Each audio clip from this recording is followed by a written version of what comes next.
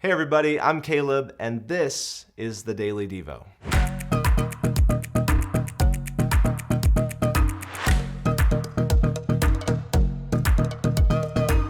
Welcome back to our Questions Jesus Asked series here on the Daily Devo.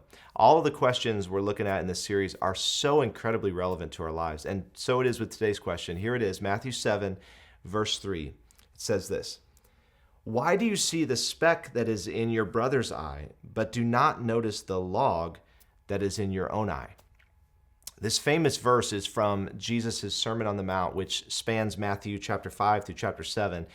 And man, it just contains some of the most treasured teachings of Jesus. In fact, if you're looking for a new Bible study, do one on the Sermon on the Mount. You will not regret it.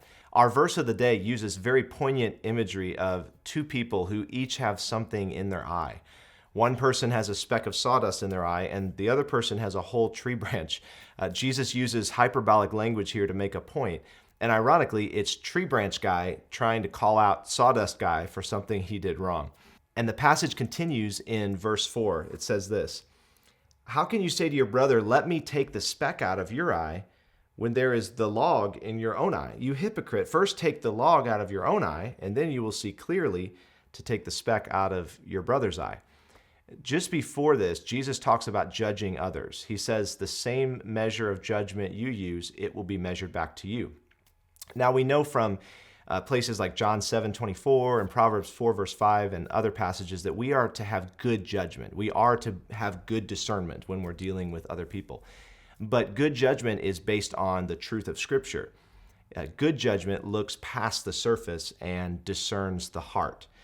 And I think there's a reason our verse of the day comes right after Jesus talking about that, because tree branch guy is clearly not using good judgment here. He's ignoring a massive issue in his own life and trying to go after some minor issue in someone else's life. Whenever I'm dealing with sin in my life, it sure is easier to point out those same flaws in someone else, right? Comparison is not the way forward unless we are comparing ourselves to Jesus. The hard work is submitting your heart to God and asking Him to knock off those rough edges and to make your heart pliable again. Hebrews 12 also uses an eye picture for us, and it's this amazing invitation for us to set our eyes on Jesus. It says, "Lay aside every weight and the sin which so easily entangles us, and let us run with endurance the race set before us." And here it is, fixing our eyes on Jesus.